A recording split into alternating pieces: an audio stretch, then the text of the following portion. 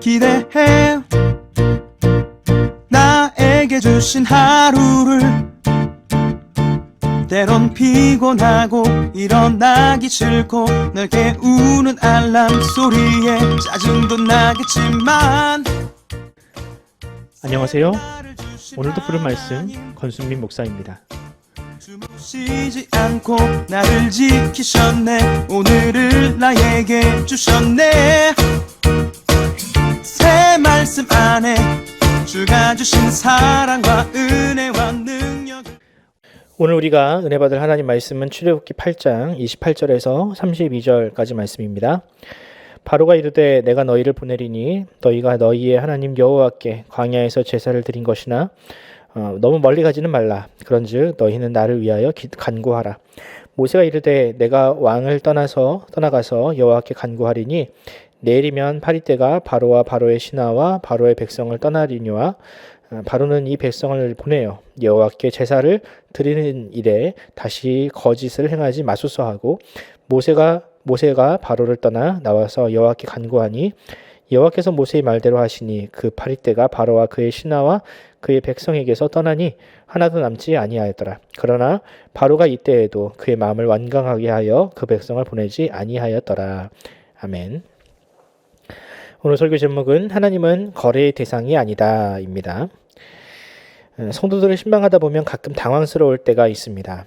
이번에 사업을 시작했는데 이 사업이 잘 되면 내가 하나님의 나라에 큰일을 해보겠습니다. 사업이 번창하도록 기도해 주세요.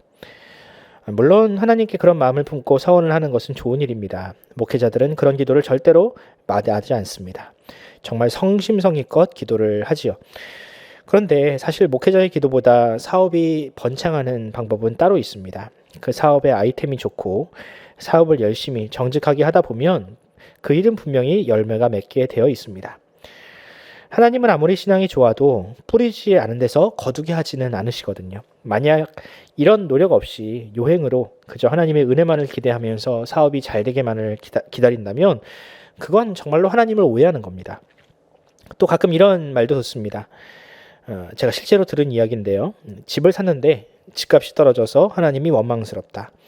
주식을 샀는데 주식이 떨어져서 하나님이 원망스럽다. 가족이 자꾸 아픈데 아무래도 교회를 잘못 선택한 것 같다. 어떻습니까, 여러분? 이런 이야기를 들으면 나와는 상관없는 이야기 같지만 사실은 우리도 막상 간절한 소원이 생기거나 불행이 찾아오면 그것을 하나님과 연관지으려는 마음이 불쑥불쑥 올라옵니다.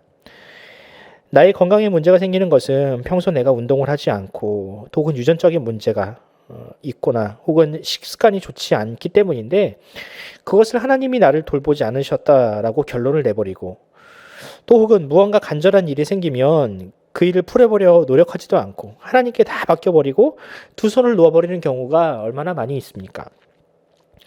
물론 예전에는 그런 방식을 은혜가 있는 것이다, 믿음이 좋은 것이다 라고 포장해 주기도 했습니다. 하지만 저는 결코 그렇게 생각하지 않습니다. 우리가 할 수 있는 것까지 하나님께 일임하고 그저 그 열매만 누리려 하는 태도는 결코 신앙이라 말할 수 없습니다.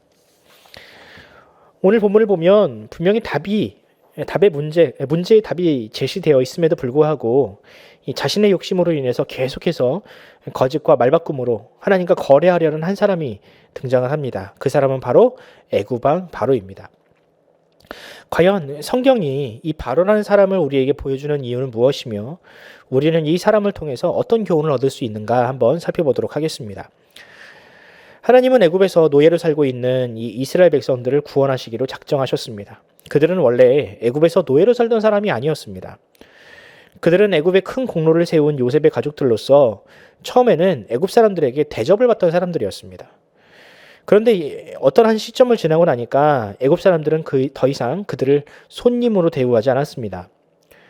애굽 사람들은 마치 처음부터 그들이 이스라엘 백성들이 자신의 소유였던 것처럼 대하고 그들을 마구 부려먹기 시작했습니다.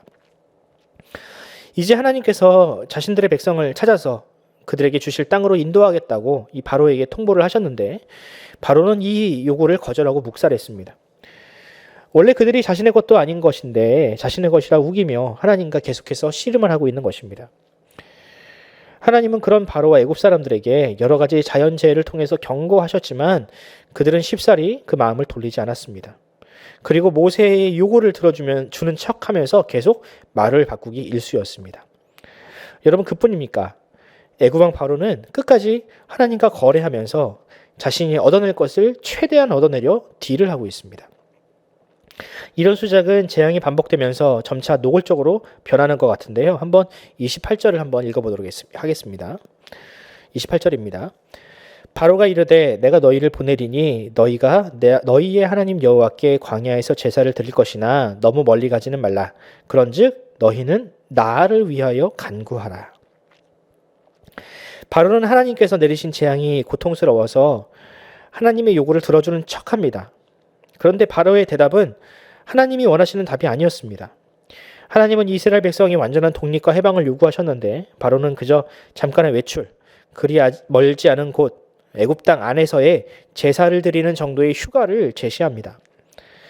그뿐입니까? 바로는 10가지 재앙이 반복되는 동안 고통스러울 때는 하나님의 요구를 수용하는 척하다가 그 고통이 지나가면 즉시로 말을 바꾸기를 반복했습니다.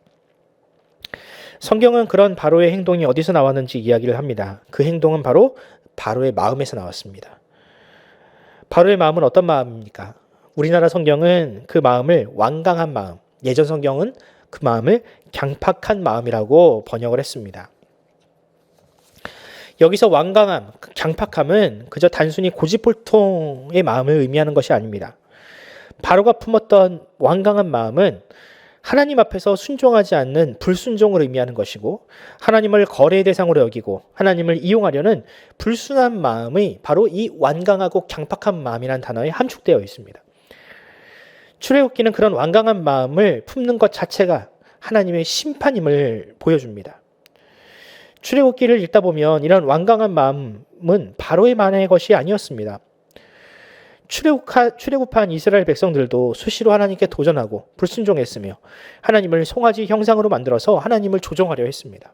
여러분, 이것이 바로 완강한 마음들에서 나온 결과물들입니다. 그렇다면 여러분, 이 완강한 마음은 과연 우리에게는 없을까요? 아니요. 이 완강한 마음은 우리에게도 생길 수 있습니다. 만약 우리가 하나님을 이용해서 어떤 목적을 이루려 한다면, 하나님을 순종의 대상이 아닌 거래의 대상으로 여기려 한다면 우리도 바로와 같이 완강한 사람들입니다. 출애굽기는 우리에게 이렇게 경고하고 있습니다. 하나님 앞에 완강한 마음을 품는 것 그 자체가 죄이다. 그 죄는 자신을 망가뜨리고 공동체를 파괴시킨다. 우리가 품어야 할 마음은 마치 모세가 불타는 떨기나무 앞에서 신발을 벗는 것과 같은 겸손한 마음뿐이다. 사랑하는 성도 여러분, 하나님은 분명히 우리를 사랑하십니다. 또 우리의 기도를 응답하시고 우리에게 좋은 것을 주기를 원하시는 분입니다. 하지만 그 좋은 것이라는 것이 우리가 원하는 것이 아닐 수도 있습니다. 혹시 나에게 원치 않는 일이 일어난다고 내가 원했던 응답이 아니라고 실망하지 마시기 바랍니다. 하나님은 우리가 생각하는 불행을 통해서 최선의 행복을 주실 수 있는 분입니다. 여러분, 이것을 믿으면 우리는 하나님께 온전히 순종할 수 있습니다. 이것을 믿지 않으니 하나님을 조종하려 하고 때로는 하나님 앞에 실망하게 되는 것입니다. 우리는 모세와 같이 하나님 앞에서 부름받은 구원하신 하나님의 종들입니다. 이것을 여러분 잊지 마시기 바랍니다. 그리고 하나님 앞에 항상 감사하는 마음을 잃지 마시기 바랍니다. 하나님은 그 감사하는 사람들에게 반드시 좋은 것으로 응답하시기 때문입니다. 오늘 하루 이 감사와 하나님을 향한 신뢰가 여러분들의 삶을 가득 채우시기를 간절히 소원합니다. 기도하겠습니다. 사랑의 하나님, 은혜를 감사합니다. 한때는 우리가 바로처럼 하나님을 이용하거나 나의 신앙, 나의 기도를 무기 삼아 내가 원하는 것을 얻어내려 할 때가 너무나도 많았습니다. 하지만 하나님, 예수께서 하나님 앞에 온전히 순종하셨던 것처럼 주님, 우리에게도 그 순종을 원하시는 주님 앞에 우리가 이 시간 결단하며 나아갑니다. 주님, 우리가 하나님 앞에 순종하게 싸우니 주여 우리를 사용하여 주시옵소서. 특별히 아직도 이 세상에는 바로가 품었던 그 완강하고 강팍한 마음을 품고 있는 사람들이 너무나도 많습니다. 우상을 숭배하고 자기를 숭배하고 자기를 위하여 타인을 도구처럼 부려먹는 사람들이 너무나도 많습니다. 주님, 우리가 그 삶을 벗어났사오니 주여 그들에게도 예수 그리스도를 전함으로 말미암아 그들도 하나님의 백성이 되게 하시고, 특별히 한국교회가 자기의 것을 내려놓고 하나님 앞에 순종하고 이웃을 위하여 손을 펼칠 수 있는 그런 넉넉한 마음을 허락하여 주시어서 우리로 말미암아 이 땅이 하나님을 알게 하여 주시옵소서. 감사드리며 예수 그리스도의 이름으로 기도드립니다. 아멘. 오늘 이 시간 함께 기도합시다. 하나님 앞에 우리가 온전한 순종을 드리게 해달라고 기도해 주시기 바랍니다. 또 특별히 한국교회가 이 땅에서 모세와 같이 그 도탄에 빠져 있는 사람들을 구원할 수 있는 그런 거룩한 사명을 감당케 해달라고, 또 우리도 그 사역을 감당케 해달라고 기도해 주시기 바라고요. 또 코로나 바이러스가 하루속히 사라지며 백신과 치료제가 하루속히 우리의 품으로, 우리의 곁으로 오게 해달라고 여러분들 기도해 주시기 바랍니다. 함께 기도하겠습니다.